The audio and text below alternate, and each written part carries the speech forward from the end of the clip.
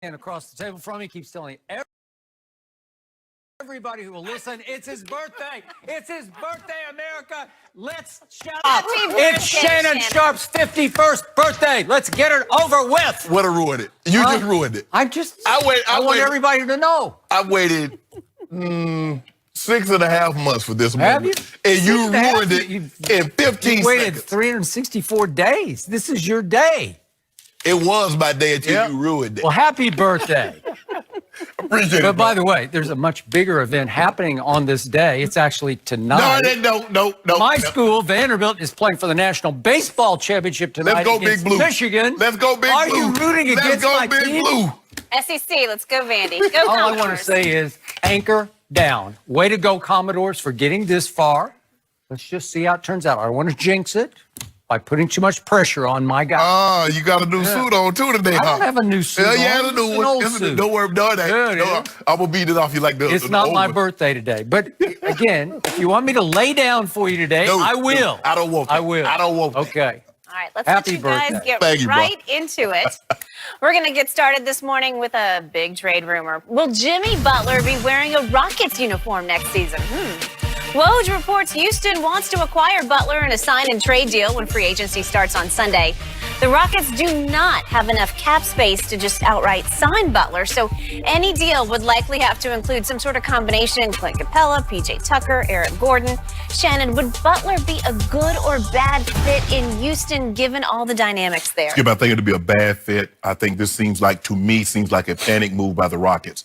They built their team. Basically, they've been trying to take down the Golden State Warriors for the last 4 or 5 years and have been unable to do that. And it seems like they try a different situation every year. One year it's Ariza and Richard and Mbamute. Then they go get PJ Tucker. Then they extend Capella. It's all these pieces. And when it doesn't fail, it's just like, okay, we're going to keep throwing things against the wall and see what sticks. This makes no sense to me, Skip, because you're bringing in another ball-dominant guy. Now, Jimmy Butler, and I think he's a phenomenal player. I don't think he's a superstar. I think he's a phenomenal player. He plays hard. Next to James Harden, I think in the last 5 years, he's logged the most NBA minutes. Tibbs have really kind of ground him down to a nub, so I don't really know how much more he has left in that body. But Skip, everywhere he's been, he's rubbed people the wrong way. And guess who else has rubbed people the wrong way? James Harden and Chris Paul. So now you're going to have 3 guys that seemingly rub people the wrong way. The one thing that you can say about Eric Gordon, you can say about Clint Capella and PJ Tucker, they know their roles, they understand their roles, and they're fine, especially playing with ball-dominant James Harden and Chris Paul. You bring Jimmy Butler in there. Yep.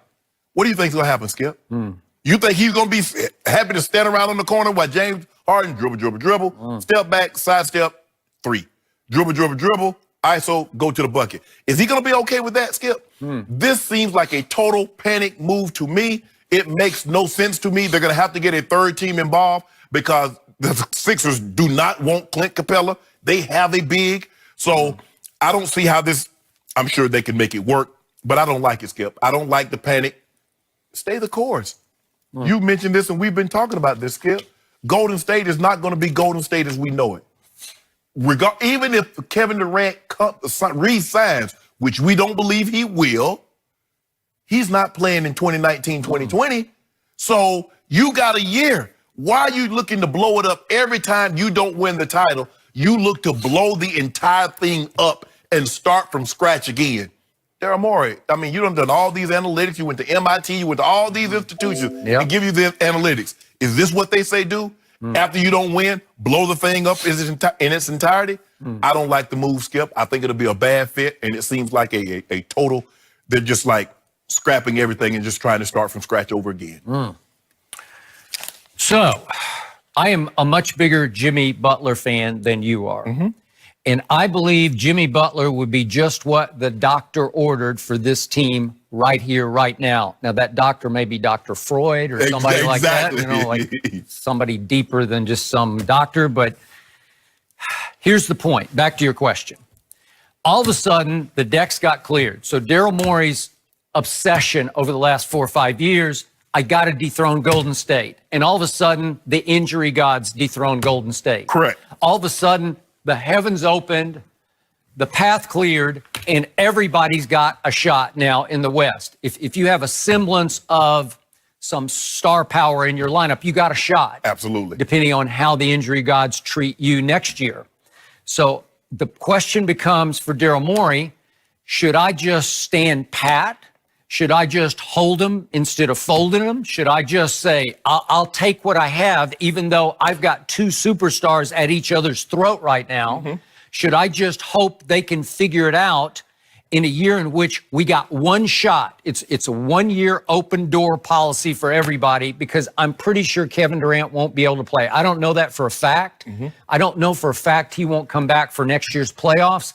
But even if he does, it just can't be a difference maker. This is what we know, Skip. When a guy injures himself because he felt he came back early, he will be extra conservative on the return. Okay.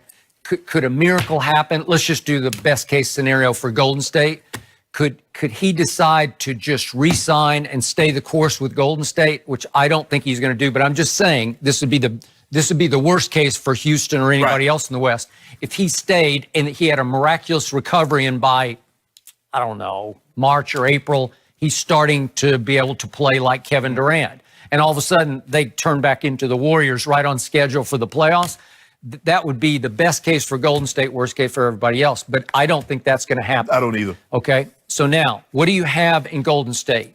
Do you really believe you could just close your eyes and sort of bite your tongue and grit your teeth and hold on and say Chris Paul and James Harden will figure it out next year? I just don't think that's possible. From everything I've heard, it's been going on for a long time. I don't think they can figure it out. I think they need somebody other than Mike D'Antoni to peacemake. He just comes across, and again, I don't know Mike D'Antoni, but he just seems milquetoasty to me. He just seems vanilla, weak. When I see this sideline, you know, when I see the little snippets of his huddle, it doesn't look, nobody's even listening to it. Come on, guys, we got to get a stop here. Well, that's profound. Really? That's deep. So to me, he always comes across as a guy who's just kind of going along for the ride with these guys. I don't know. I just tell him to shoot threes, right? But Skip, but you're adding Jimmy Butler. You do know what he represents, right? I know exactly what he represents. I've been around Jimmy enough to know he doesn't care what anybody else thinks. He is a, quote unquote, spit in your eye guy. Mm-hmm. He's the kind of guy who he will get in your face. He doesn't care if you're James Harden or Chris Paul or Mike D'Antoni. He will get in your face. And for younger teams, he will disrupt your chemistry because he'll challenge Joel Embiid, whoever it is, Ben Simmons. Come on, man. You're better than that. Well, we can go back through that. They weren't even remotely ready for this because it's an onslaught of a guy who just says, we're better. You're better than this. I challenge you to be a man about this, Karl Anthony Towns, and it didn't go over well at all. Right. I think it's just exactly what they need in Houston because Jimmy Butler backs it up on the court. And I'll tell you why. He is the ultimate two-way closer because he will close on the defensive end and the offensive end. Yeah.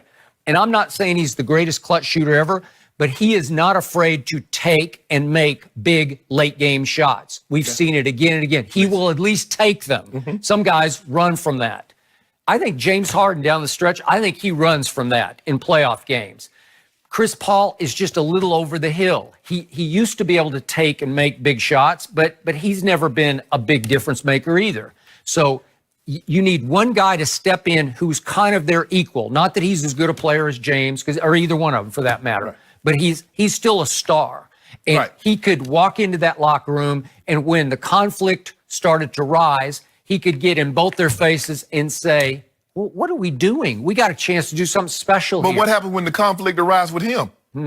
The problem that I'm having, Skip, is that when I listen to people talking, I'm hearing them talking about Jimmy Butler. When did he become LeBron, Kawhi, or KD?